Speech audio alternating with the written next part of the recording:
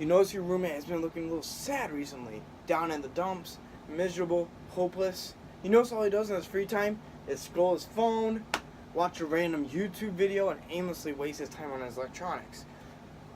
So one day you recommend, hey, let's get outside and enjoy this spring sunshine. Let's enjoy this beautiful campus.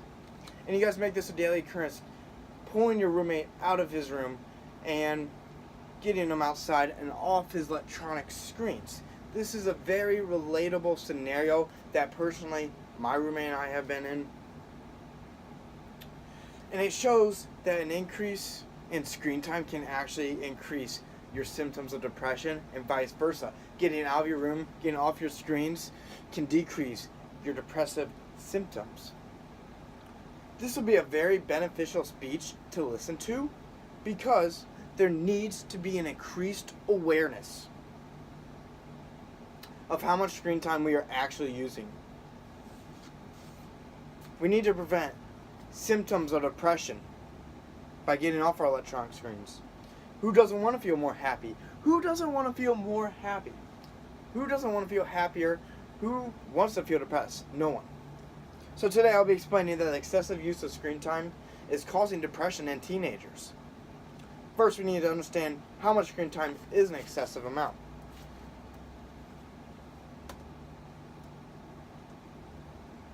Teenagers are looking at electronic screens an excessive amount.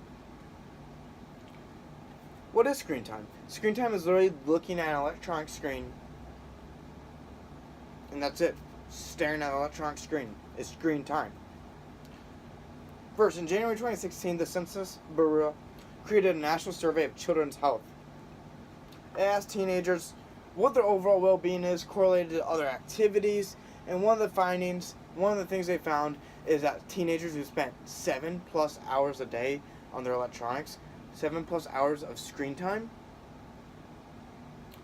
showed to be less emotionally stable and showed a shortened attention span. And what does this mean? When push comes to shove, you might be more emotional than the person next to you. Or you might not be able to focus the whole test period. Also, according to the same survey, those adverse effects were not prevalent in teenagers who spent less than 4 hours a day on their screens. Also, according to American Optometric Association in February 2018, they recommend the 20-20-20 rule. 20-20-20 rule is to prevent computer vision syndrome, which creates eye strains, headaches, neck pain, shoulder pain. And to prevent the computer vision syndrome, we need to follow the 20-20-20 rule. Every 20 minutes, look away from your screen. Look at an object 20 feet away from you for 20 seconds. Doing this will refresh your mind, help you refocus, maintain your concentration, and prevent computer vision syndrome. Technology is also becoming more prevalent in our global society with the increased mobility of our smartphones and laptops.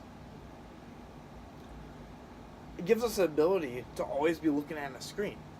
You can find technology being used in our households, churches, classrooms, dining halls, public places. It is super prevalent, which is increasing our use of screen time.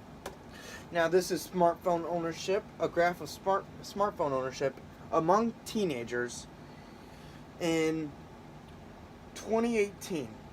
This data was collected from the USA Today in September 2018, and it shows in 2018 there are 89% of teenagers who own smartphones, compared to 2012 when only 39% of teenagers owned a smartphone.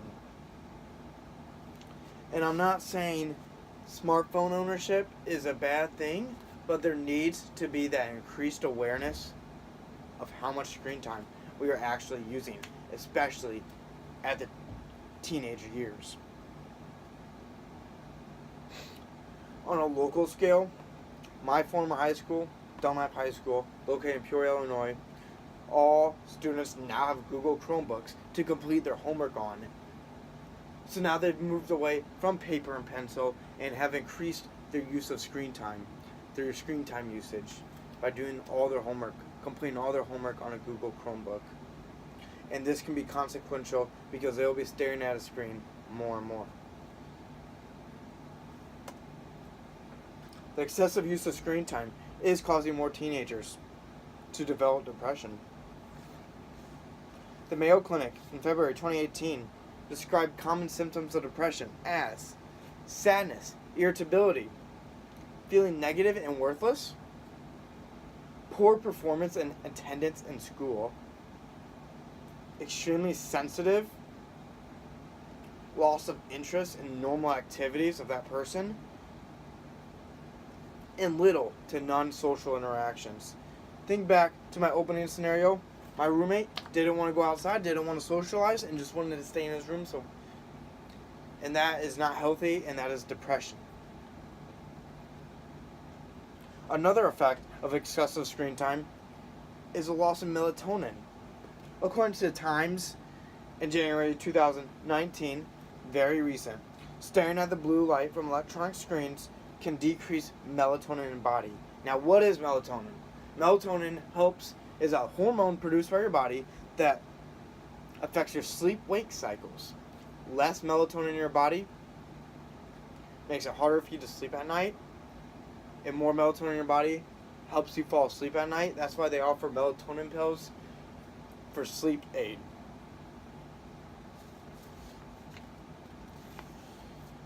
So therefore, an excessive amount of screen time can cause a lack of sleep. Now, according to this graph, it shows teenagers reporting symptoms consistent with major depression. I collected this data from NBC News, March 2019, so this month. And it showed in 2017, 13.2%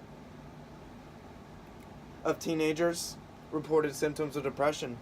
And this is a 52% increase from 2005, where only 8.7% of teenagers reported symptoms of depression.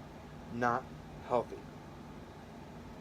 On top of that, an annual survey I accessed in March 2019, conducted by the National Institute on Drug Abuse, connected that as teenagers' use of screen time increase, so does the likelihood of depression.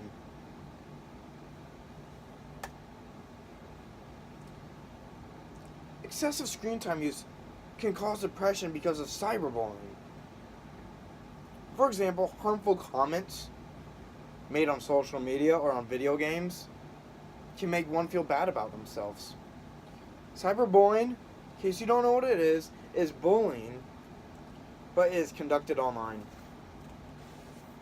According to Bradley University in January 2016, 1 to 3 teenagers have experienced cyberbullying. Steve.